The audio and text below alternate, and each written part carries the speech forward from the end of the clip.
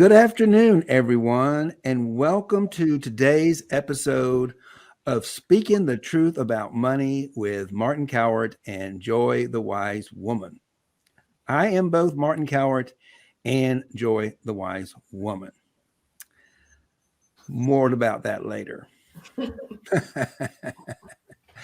I am so excited today to have Sharon Heno, a licensed psychotherapist and practitioner who's got over 20 years of experience in the world of traditional psychotherapy. She's got a very promising clinic in New Orleans, and she's doing very well with that.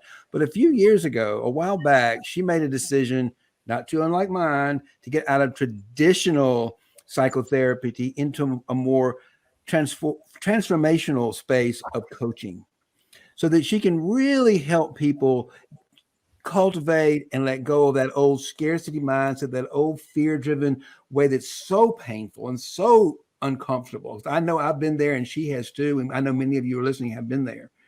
And our mission, both of us, that's what I'm here. I'm so excited because we both share the same mission, and that is to bring abundance and prosperity into the world with our gifts and our talents of coaching.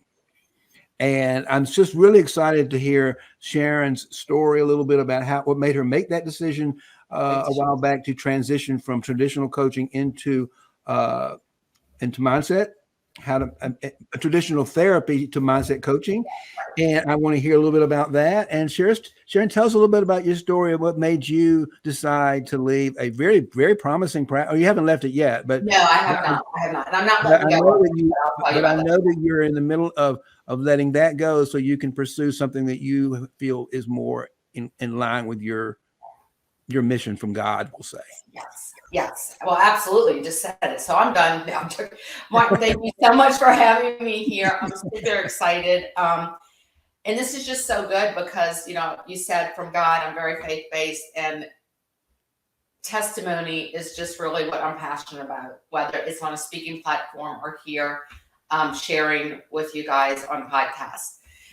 What brought me out of the chair of therapy, I do still have my therapy practice, and I'm not letting go of that. I would like to turn that into a nonprofit, but we'll talk more about that later, not this show. But what led me out of the chair and got me out of the chair was to really focus on growing my business. And through that journey, God called me to this. But I want to share the story. I want to share quickly, and to hear which really shifted my mindset was to step into entrepreneurship. I went from working in school systems for national organizations that went into the schools after shootings, trauma specialist, worked with RAND organization out of California. So all this trauma-focused work, recruited from a hospital that we did nonprofit work and working with the kids in the school after Katrina, more trauma, right? So all this trauma work. And showed up to work one day, and because I had created a speaking project on the other side, I guess getting too much attention, or for whatever reason, they decided to let me go. The week before Thanksgiving, single mom, young child, still living paycheck to paycheck because that scarcity mentality, not having really understanding how to manage money, pretty much living out of my car. And too proud to go and tell mom and dad. New Orleans, we're close knit. Too proud to tell them I lost my job the week before Christmas and I can't pay my rent. Anyway, they all found that out. It was all good. They took me in. A week later, I was like, you know what? I know what my skills are. I know what God called me to do. And he told me, you're not going back to work for anybody else.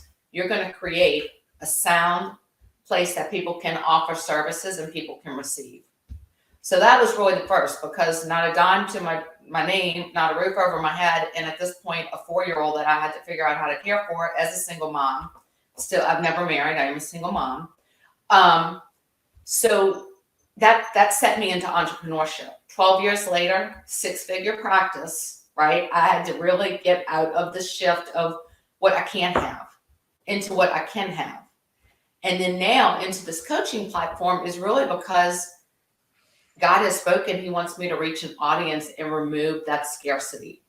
I spend time in meditation. And Martin, I shared with you before we got on this call, the message I heard this morning, taking us back to the Old Testament when the Israelites were like, we're going back to Egypt. Slavery was way easier than this. There's no way we can claim that promised land. And here we are, umpteen year later, and so many of us are still stuck in that place. And Yes. we are the roadblock, right, Martin? He cannot give, the universe can't give, whatever it is, we can't receive until we're ready to remove it.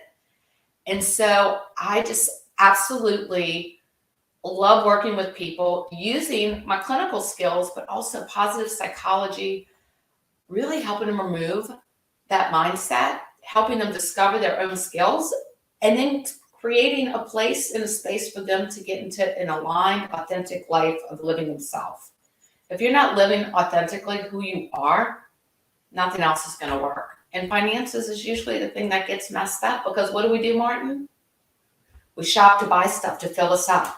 We shop to put stuff on, right? We do things with our money that aren't healthy because of past messages or just behaviors.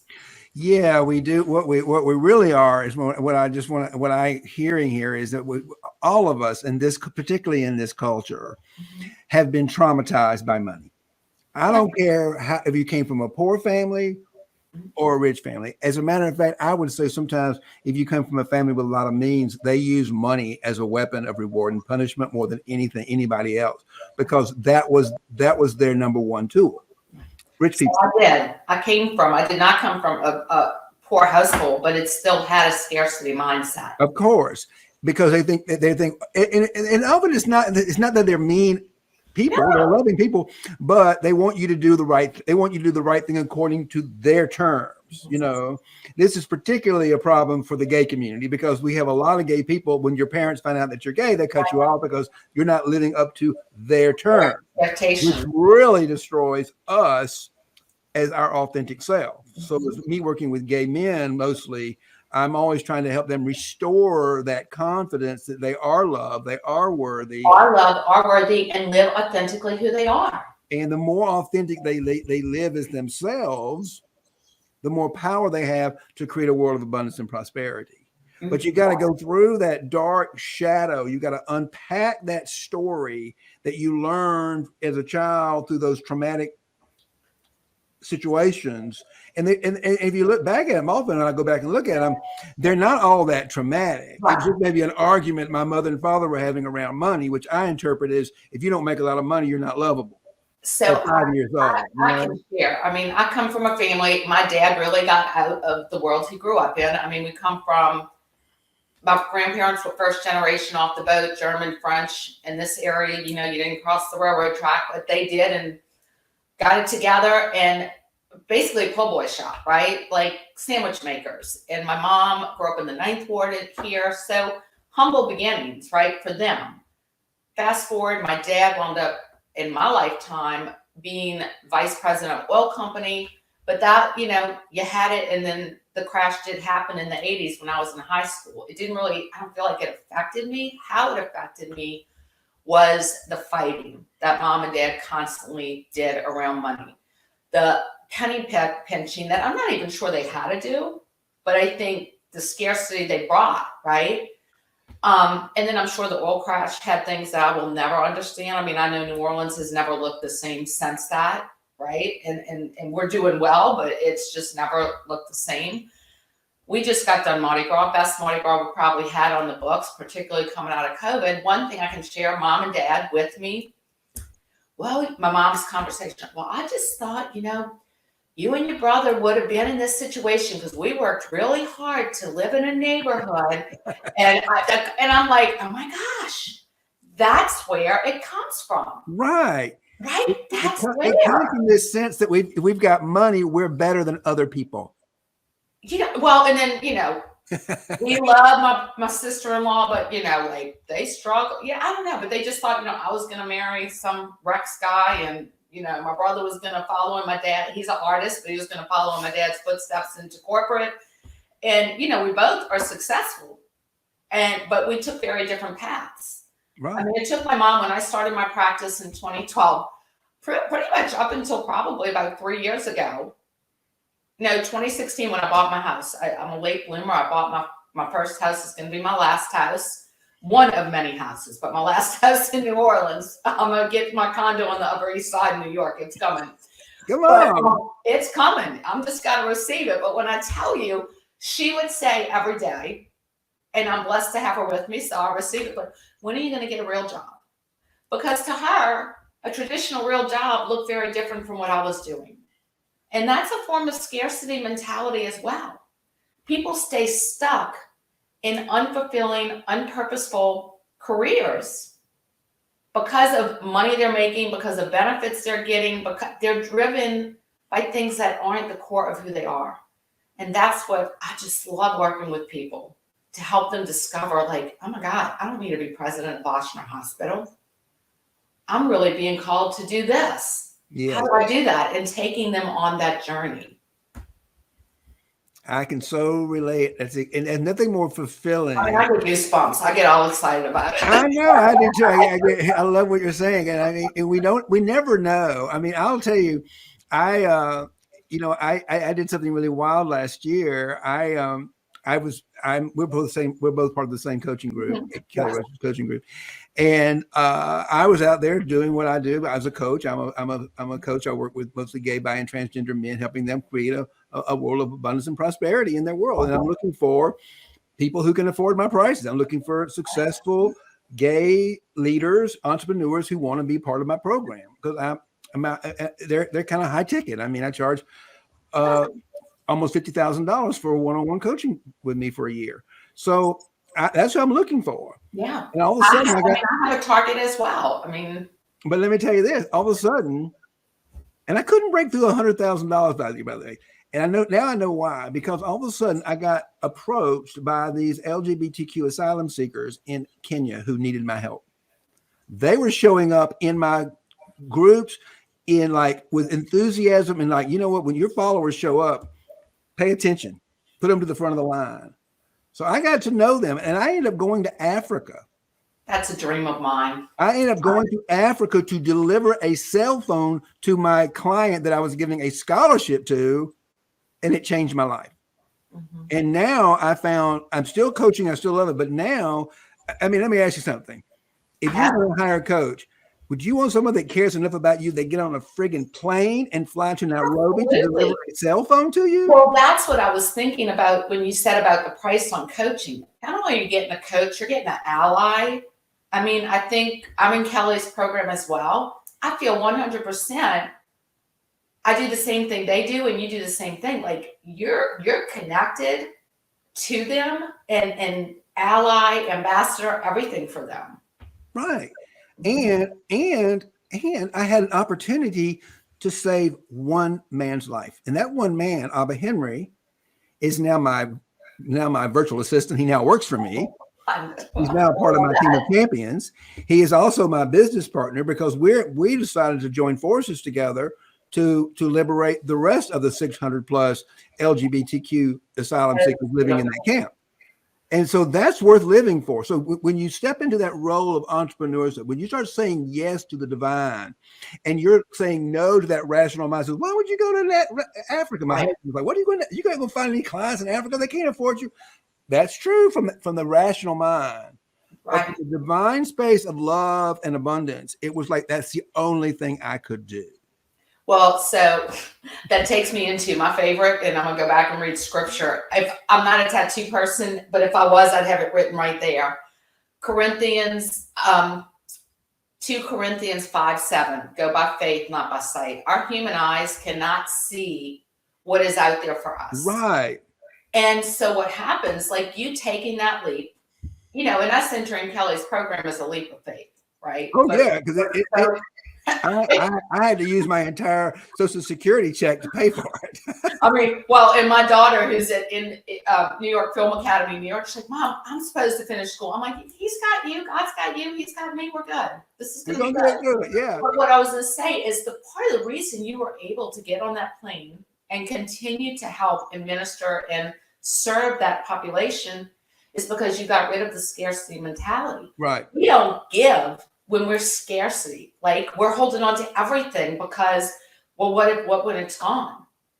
I mean, I had such a epiphany at Mardi Gras, right? Just because it's just ended here, this is on my mind. Typically people go crazy for those beads and that stuff. And I mean, I would come home and if I caught it, I'd keep it or whatnot. But I'd always be furious when it was over because I'm like, now what am I going to do with all this? This Mardi Gras, I had the best time. I caught so much stuff, but I just gave it away. And the more I gave away, the more I kept getting. But that is actually what it's all about, right? The more we give, but we can't do that if we have that scarcity mentality. Yeah, if you want to, and on the note of the Bible, Jesus talks about squandering everything. Yeah. It's not about hold back nothing, give it all away. And I find the more I give away, and I do, I'm starting to do that. Like I give it all away, and I'm finding the more I give out, the more abundant it comes in. When you give from that place of true abundance, we live in that abundance because we're not holding on to anything, any false belief. We can't really hold on to any material thing ever. If we want to move into that higher level of consciousness, you've got to let go of it. You've got to be willing to let go of everything. Give it away. I do have a story that I used to, coming out of that mentality and the fighting at my parents, bless their hearts. Once again, we have a great relationship, but the mentality, and they still are, I mean, they save coffee grinds. I'm like, oh my God, I'm not like, do we need to do that? But one of the things I remember, I was reflecting prior to coming on this, and I used to tell myself, and I asked my daughter, and she remembered this conversation. I used to tell and listen to what I was saying, how I was setting myself up for failure. I used to tell myself, I don't want anything. I don't really want to make money because I don't want anything anyone can take away. I am sabotaging myself. Of course, we all do. And how proud of me to think like, he's like, what? That is cuckoo-ness, foolishness. Get rid of that. It took me a while, but once I got rid of that, I mean, it's just, and really even further releasing it. I mean, 2 weeks ago, Martin, we didn't know each other. And look at us today. We're having a ball, sharing this beautiful space. Yeah. And I'm humbled by the opportunity. And I see people on from Kenya. Oh my gosh, my heart is just full. Yeah, I mean, and this is the thing we do as coaches. I've been listening to this guy named Major. He's got this 10-part series he's a musician and a composer, and really well-known one. And he did this 10-part sort of video series of his audio series of his travel around the world. He's got 10-part, and he will tell you that it's all about what he learned from Nikola Tesla. If you want to understand yourself and the universe, understand energy, vibration, and frequency. Law of attraction. All of it is about raising that vibrational frequency. So one of the reasons why I come on here, I think one of the reasons you do what you do, is it gives us an opportunity to raise our vibrational frequency and our audience's vibrational frequency to the truth. Because if we're stuck in that place of I don't have enough, and I'm worried about myself, and I'm living in fear, that has a very low, it's a draining of our creative energy. But when we can step up into the power, I mean, I spend a lot of time with my African brothers and sisters while they're in the camp, simply loving them, and just simply telling them how much I do love them, and I love them so much. That's why I'm so dedicated to and committed to getting them out of that inhumane living condition. And it's even worse right now because there's a conflict going on, so they're even higher risk. So for me, it's important for me and you, I know, to do anything I can to raise that vibrational frequency in myself and then collectively around the world.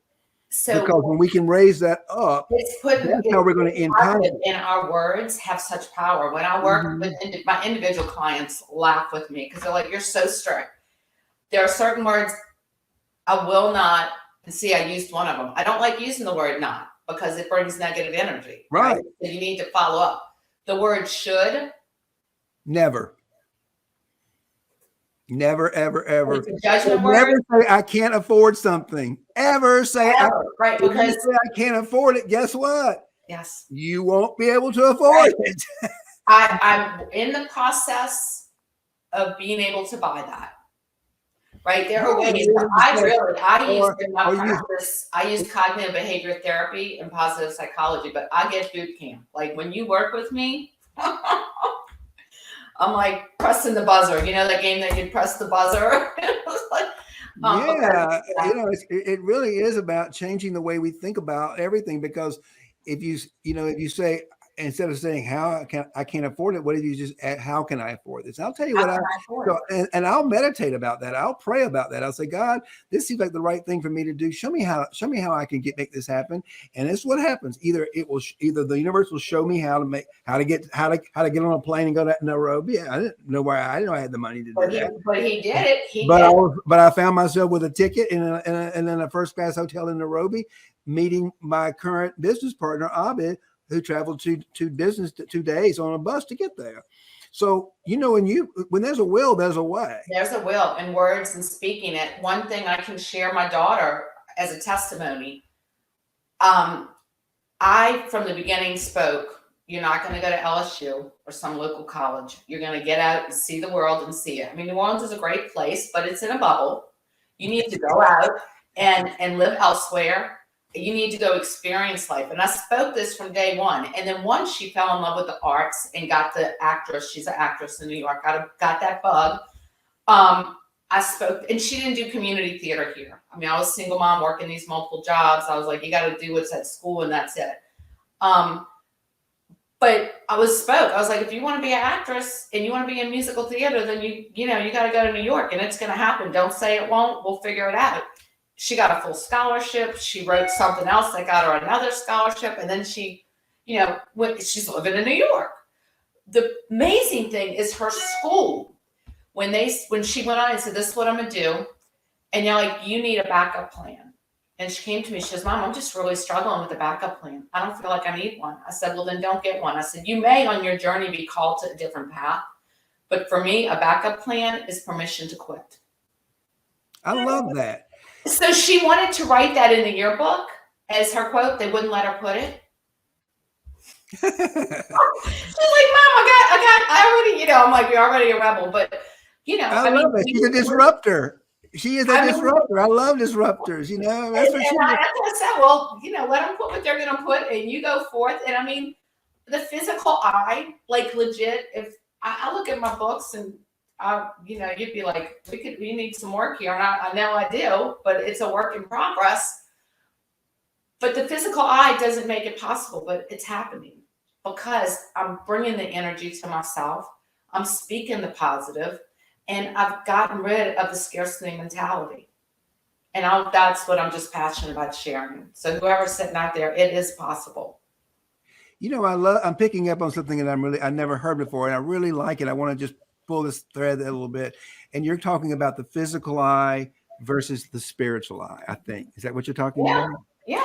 And that's what this whole idea of these different vibrations are, musical vibrations are, to bring us out, to bring the spiritual eye in alignment with the physical eye.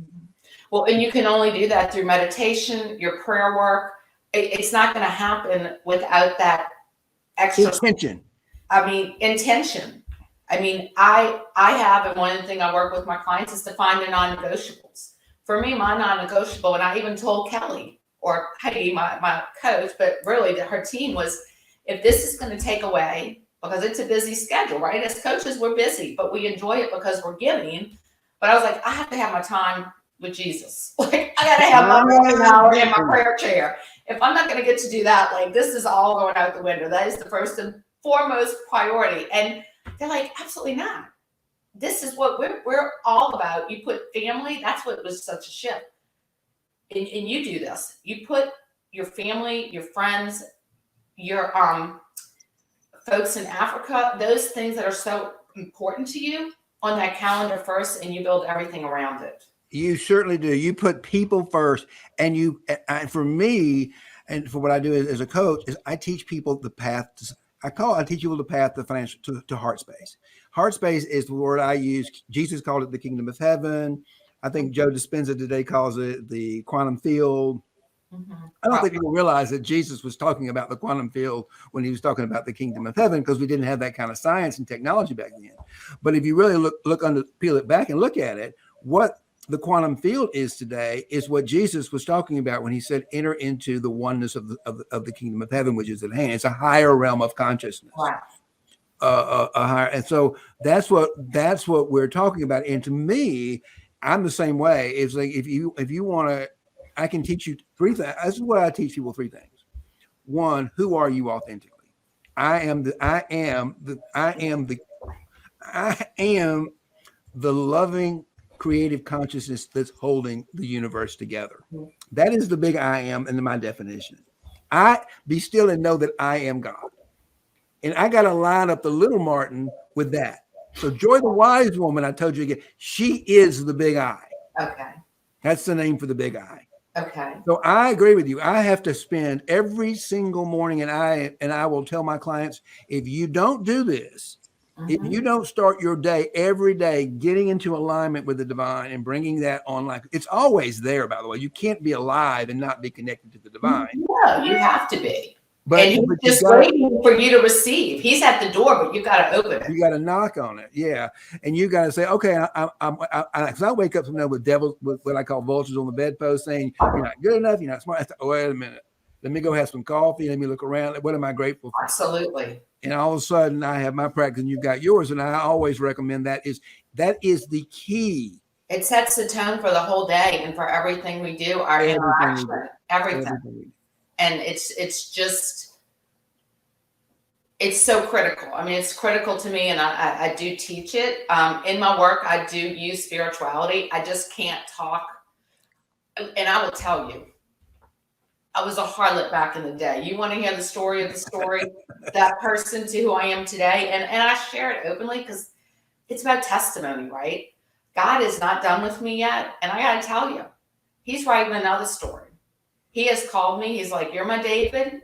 And just wait. There's a Goliath out there that he's going to allow me to defeat. And I think I know what it is, but he's going to allow me to defeat it. And then I'm going to have that testimony. Well, I would say, I love that analogy, that metaphor. And I would say that Goliath is the scarcity mindset. Mm-hmm. That fear-driven belief that we're not good enough, that we're not worthy of some reason. And that's big because it creates a lot of pain and suffering in the world. And I would say one thing, we're getting up on the half hour, and I knew we would because we like each other so much. We just dodged. We talked for 2 or 3 hours if we wanted to, probably here. So I want you to come over to my show. So I'll have you as a guest on my live. I would love to come on your show, but I want to. We just touched on something. I was going to ask you, is like, what's the one thing you would tell people that if they want to break through that scarcity? I would say develop a morning practice to get to know God. Practice of quiet and stillness. Yeah. And I know that's the one thing, but when they start hearing that internal, which comes from the gut, to not shut it down, allow it to come forth and listen. Yeah, listen to that. Mm-hmm. Be still and listen and know that I am God. That is the most profound thing in Scripture. Be still and know that I am God. And then the other thing that I preach a lot is the one command. The only thing Jesus tells we must do is to love your God with all your heart and all your soul, and love your neighbor as yourself. And if you live on that, everything will fall into place. Mm-hmm. Everything will fall in place. And it will. And I love abundantly, right? And live abundantly. Old Testament, love your neighbor. New one, love your neighbor as he loves us. Yeah. That's a lot of love. So you know what? I'm just going forward and sprinkling it out. That, I had a coach years ago when I was first in the traditional financial wealth building, wealth management business. I had a wonderful coach. He was a spiritually based coach as well. And he would say, because he was teaching about success in that industry, he said, let me tell you something about what success is. Success is he, she, and I'm going to add they, because I want to be pronoun correct today, who loves the most wins. That's it. It's the most. I mean, that's all we get to take with us. Is that love? That's all we are. We are just that love, creative energy. So the more we can share that and bring that vibration into the world, the more fun and more joy we're going to have in our lives. So we're almost at the half hour. So Sharon, this has been delightful. If people want to find out more about you, they want to get to know you, they might want to talk to you about some coaching, or what's the best way for people to get in touch? The best way is to request membership into my Facebook group, which is Prosperity Reimagined, which just run with that name because it's pretty much everything we've been talking about. But Prosperity, RE-Imagined. And it go over to Facebook. My name is Sharon Heno. On Instagram, I'm sheno26. I have to think of all these, numbers and acronyms and things. But friend me, like me, follow me, and I'll bring you into that group. It's growing, and it's all about positive vibes going out. Absolutely. I love that. So if that, I encourage anyone, I've really enjoyed getting to know Sharon in the last few weeks. We just met each other a couple weeks ago, and we just we both have the same, we have such a similar passion for shifting mindset from that old, horrible, dangerous, fear-driven thing to the love and the joy of abundance that we just hit it off so well. And I couldn't wait for her to come on the show. Just quickly, Sharon, let me just give a couple. If you're interested in finding out more about what I do, I have two Facebook groups. I have one is called the Financial Mystic Sanctuary. Anyone's welcome to join that group. And we do a lot of interesting things over there, dealing with positive mindset and bringing how do we use spiritual principles? How do we use spiritual wisdom? How do we use the universal law of abundance to solve financial problems? Is what we talk about in that group. Additionally, we talk about the same thing. I have another Facebook group specifically for gay, bi, and transgender men who want to know more about my coaching and how to remove those shadow beliefs that are standing in your way of being that exciting risk taker that you are, that wants to say, yes, I'm going to get on that plane and go to Africa. I don't care what, because that's the kind of person I am. I got one life to live here, and I'm going to make it as exciting as I can. I'm tired of living in this side of not enough. And if that's you and you're gay or transgender or bisexual man, come join us in our Facebook group over there, and let's get to know each other, and let's see how we can help you in that group. Okay. So, Sharon, again, it's been so wonderful having you. Thank you so much for having me here. My heart is full. Hold still for 1 second. I'm just going to close out, and we'll be right back with you. So, everyone, thank you so much for listening with us today. And thank you again, Sharon, for being our guest. And may love and prosperity prevail.